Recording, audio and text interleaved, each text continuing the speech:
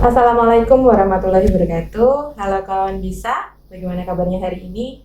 Semoga selalu dalam keadaan yang sehat walafiat dan tak kurang suatu apapun ya. Berjumpa lagi dengan Esti yang akan menemani kawan bisa untuk beberapa waktu ke depan di podcast Bisa Sehat, bincang santai seputar kesehatan. Stay tune ya, karena akan banyak sekali informasi-informasi menarik seputar kesehatan yang akan sangat sayang sekali jika kawan bisa lewatkan. Jangan lupa dukung terus channel YouTube kami, YouTube RSUD Dungus, dengan cara subscribe, like, dan komen.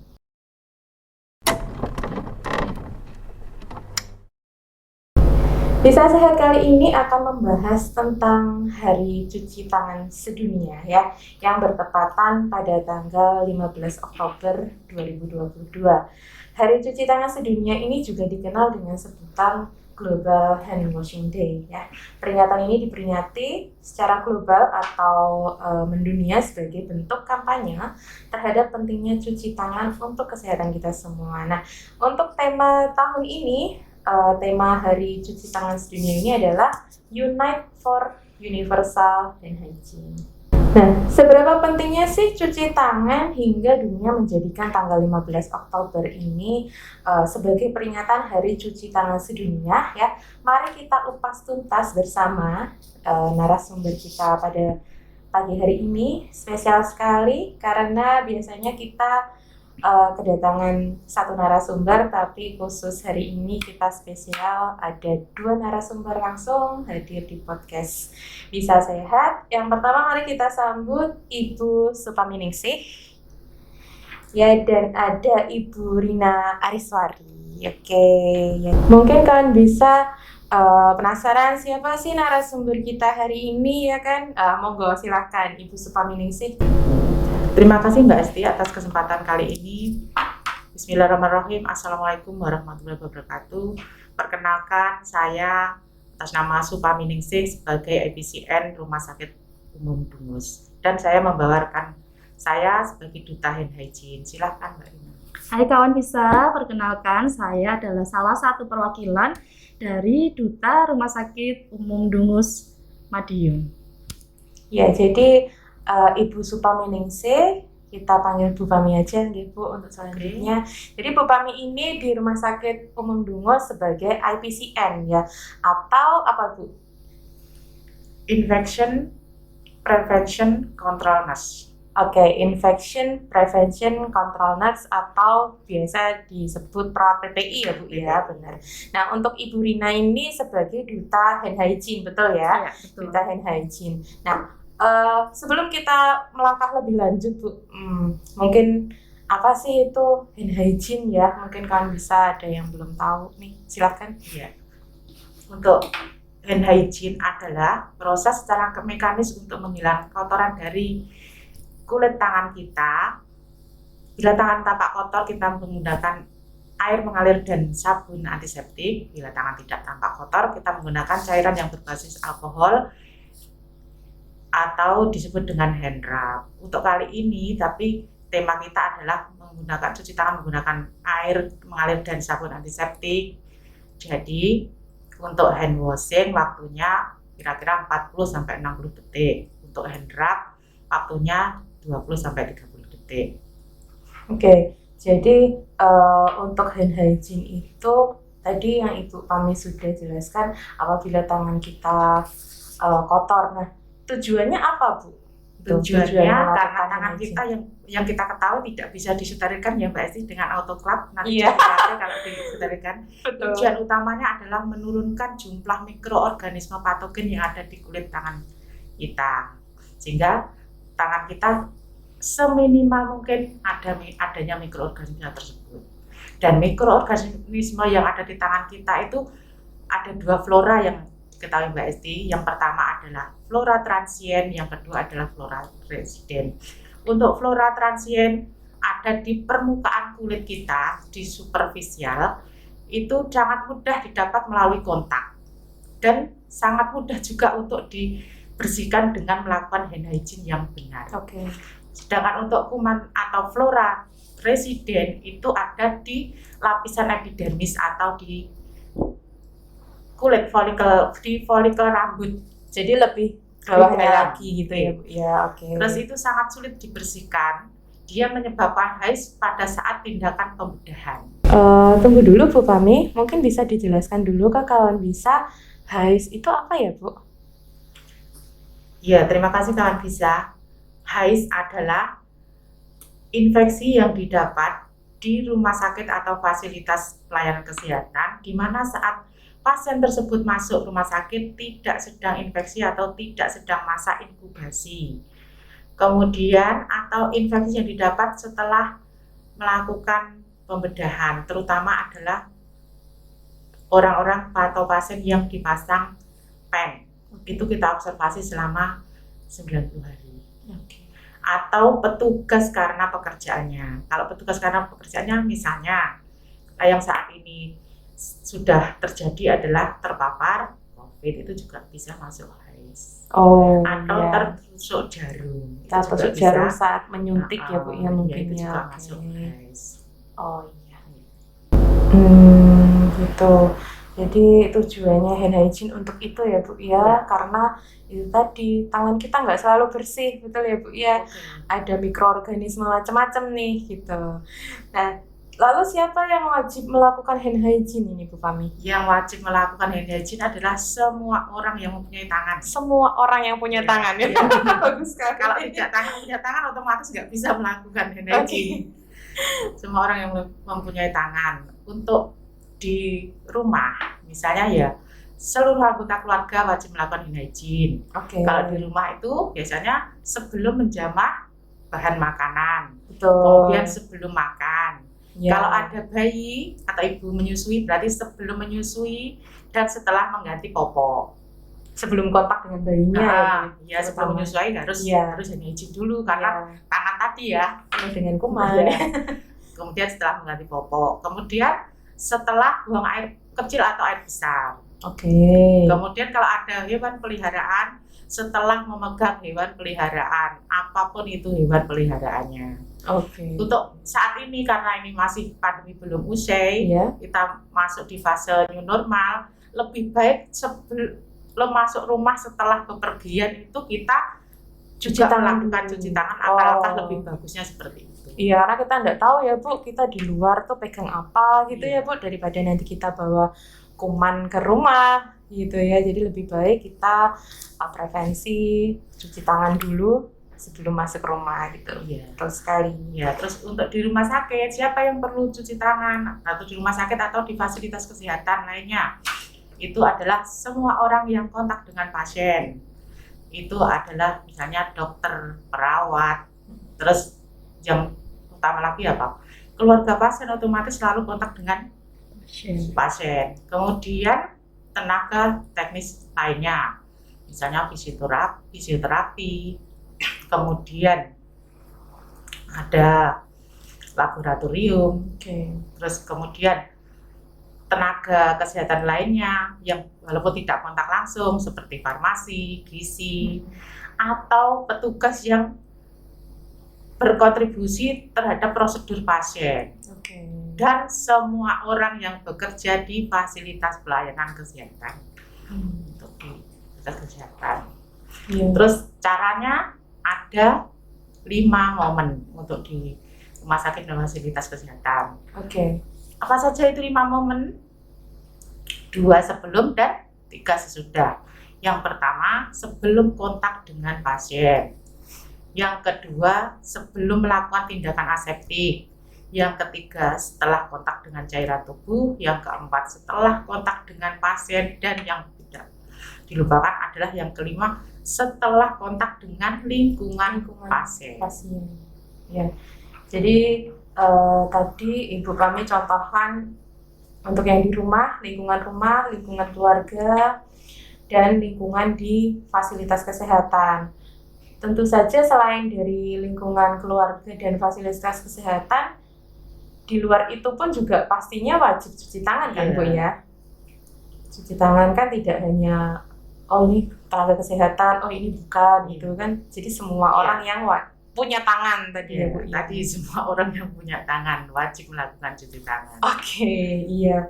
Terus itu ya perlunya melakukan hand hygiene ya. Mengapa hand hygiene itu penting ya? Karena itu tadi ya Bu ya, banyak kuman di tangan kita. Kalau misalkan kita jarang melakukan cuci tangan Bu, apa yang bisa? Kalau kita jarang melakukan cuci tangan atau kegagalan cuci tangan, karena apa? Tangan adalah media transmisi kuman. Tangan itu kontak kemana-mana. Akhirnya kalau tidak melakukan kebersihan tangan, otomatis tangan kita mengandung kuman. Iya. Dan betul. dalam tangan kita itu selama 1 jam kuman akan berkembang biak dengan pesat. 1 jam saja bisa Iya. berkembang ya Bu? Iya. Iya. Oke, mengerikan sekali ya. Iya, jadi kalau kegagalan cuci tangan bisa menyebabkan tadi. Kalau di fasilitas kesehatan otomatis HIS, Infeksi tadi. ya, Iya. infeksi. Kalau di luar kesehatan, misal di masyarakat umum, bisa juga tertular penyakit infeksi lainnya. Misalnya yang terutama apa? Diare. Nah, Diare. itu yang sering ya Bu ya. Ya, terus kalau di fasilitas pelayanan kesehatan, kegagalan cuci tangan juga bisa menyebabkan adanya KLB atau wabah. Kejadian Iya. di luar. Maka dari itu kita harus selalu membudayakan atau membiasakan untuk melakukan kebersihan tangan. Jangan anggap sepele kebersihan tangan, karena dari hasil penelitian kebersihan tangan yang baik dan benar sesuai dengan guideline WHO adalah bisa menurunkan angka kejadian HIS. Angka kejadian infeksi tadi ya Iya. Bu, dari yang awalnya itu tidak ada infeksi karena kita cuci tangannya itu tidak rajin, jadi akhirnya ada HIS tadi, ada infeksi tadi, jadi yang awalnya tidak infeksi jadi infeksi. Pasien yang awalnya tidak ada infeksi jadi ada infeksi tambahan setelah pulang dari rumah sakit gitu ya Bu ya. Oke, menarik sekali ini karena tanpa kita sadari tangan kita itu ternyata dalam waktu 1 jam tadi kumannya bisa berkembang begitu banyak ya. Kita nggak bisa bayangkan kalau kita habis dari keluar rumah, kita pegang ini, pegang itu, sampai rumah kita tidak cuci tangan, kita pegang bayi, kita pegang makan, misalkan ya Bu ya, kumannya malah kemana-mana gitu ya Bu ya. Iya. Oke, menarik sekali.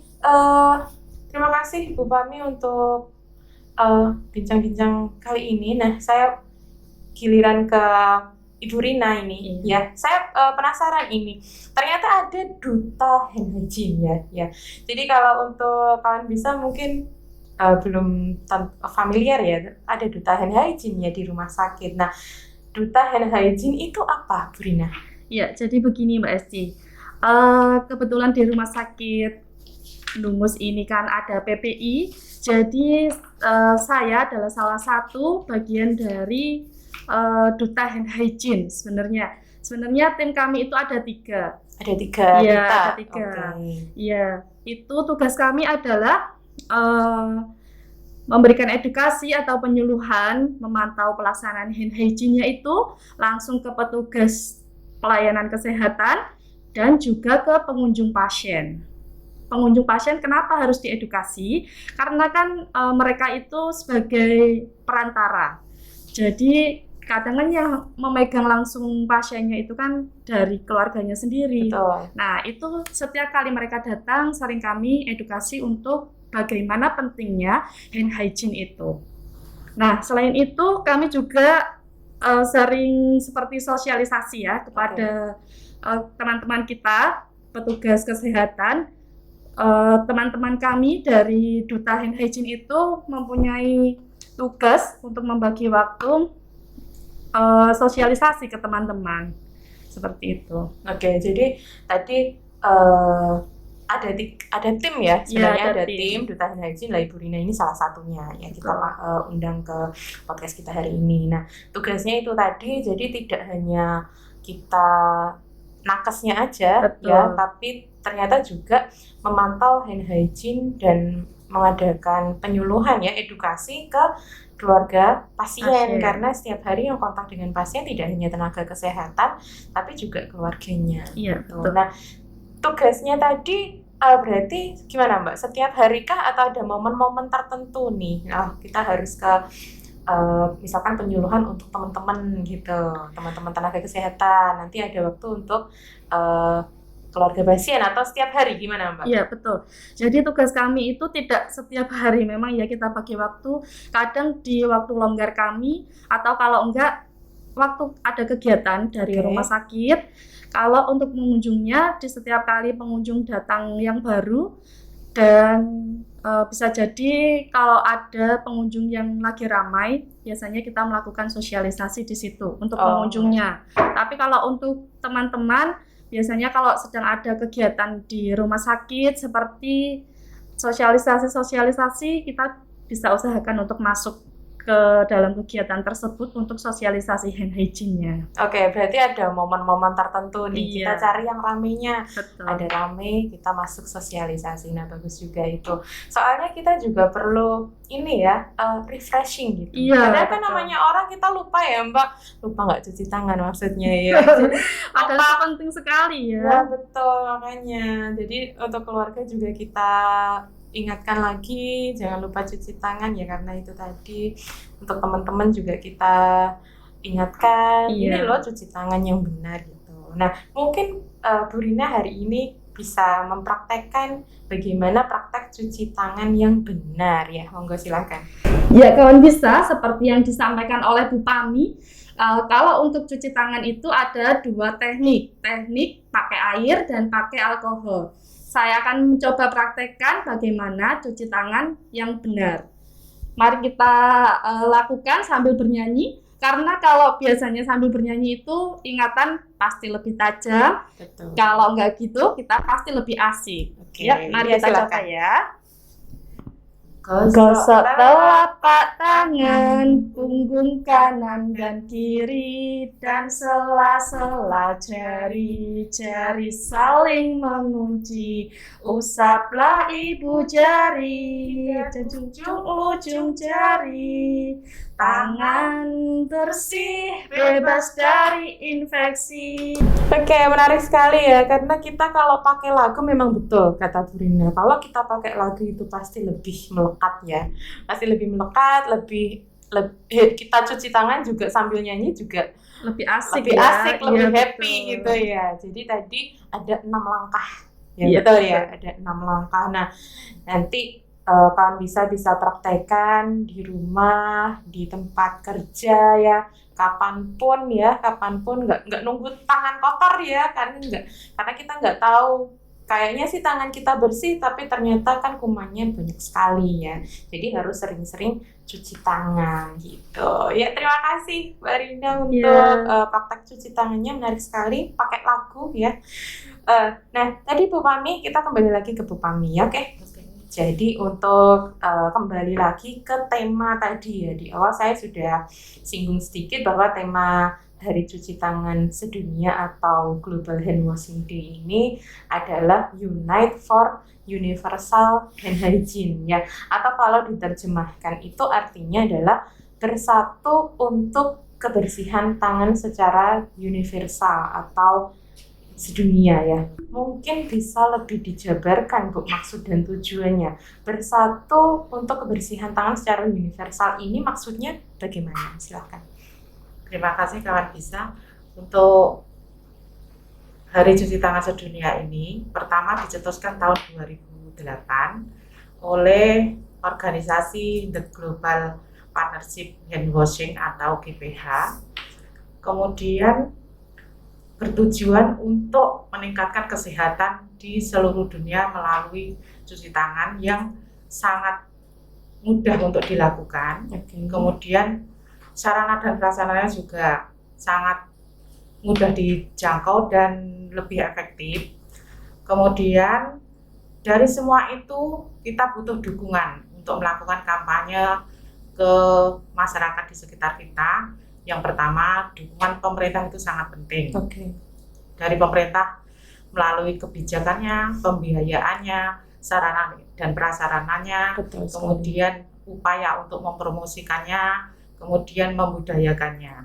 Kemudian selain pemerintah itu adalah dukungan dari pengembang dan investor. Untuk pengembang dan investor itu kita berharap untuk mendapatkan investasi untuk mendukung program tersebut. Kemudian dari dunia bisnis kita juga untuk berharap untuk mendapatkan kelanjutan pembiayaannya. Jadi program tersebut tidak berhenti di situ, Continue ya, secara kontinu, baik itu infrastrukturnya maupun bahan habis pakainya itu selalu ada di semua pelayanan pabrik, tersedia gitu ya Bu ya. Tersedia semua pelayanan pabrik. Dan untuk kampanye-kampanye tersebut untuk membudayakan cuci tangan di seluruh dunia, itu kita perlu dukungan juga untuk mengembangkannya. Misalnya dari sekolah otomatis para murid untuk di sekolah itu sangat banyak sekali. Jadi itu media yang sangat cocok untuk melakukan promosi. Kemudian pemerintah tadi ya, kemudian lembaga internasional yang GPH tadi, kemudian perusahaan swasta untuk mendapatkan investor, kemudian hingga organisasi masyarakat sipil. Seperti itu. Jadi banyak pihak ya Bu ya. Kita tidak hanya pemerintah harus begini-begini, tidak ya. Kita bergandengan tangan ya, namanya Unite. Kita bersatu dari berbagai macam pihak, dari segi pemerintah juga, masyarakat juga harus ikut peduli dan ikut berpartisipasi dalam kampanye handwashing ini tadi ya Bu ya. Gitu ya. Apalagi saat ini pandemi belum usai Mbak Esti. Kita masih memasuki fase new normal. Jadi protokol kesehatan termasuk hand hygiene juga masuk protokol kesehatan untuk meningkatkan kepatuhan atau kedisiplinan tentang melakukan cuci tangan sedunia tadi. Kita melakukan juga edukasi dan sosialisasi. Seperti yang Mbak Rina bicarakan tadi, kami dari Rumah Sakit Umum Dungus itu kita juga punya program untuk edukasi dan sosialisasi yang tadi seperti pengunjung, kemudian kita juga melakukan refreshing untuk tenaga kita, baik nakes maupun non nakes, seluruh karyawan Rumah Sakit Umum Dungus. Mungkin Bu Pami di sini ada pesan-pesan untuk kawan bisa yang di rumah ya yang sedang menyaksikan podcast Bisa Sehat hari ini, monggo silahkan Ibu. Iya, untuk sahabat kawan bisa, untuk saat ini karena kita mengacu dari Hari Cuci Tangan Sedunia, mari kita putus mata rantai penularan infeksi dengan cara yang mudah dan murah, tapi tidak murahan, yaitu membiasakan diri untuk melakukan kebersihan tangan atau cuci tangan sehingga menuju Indonesia sehat. Semangat! Terima kasih Bu Pami ya. Tak terasa kita itu sudah berada di penghujung acara. Semoga apa yang disampaikan oleh narasumber kita pada pagi hari ini bermanfaat, tidak hanya untuk kita, tapi juga untuk orang-orang sekitar kita. Tentunya serta dapat memberi dampak positif untuk masyarakat Indonesia pada umumnya.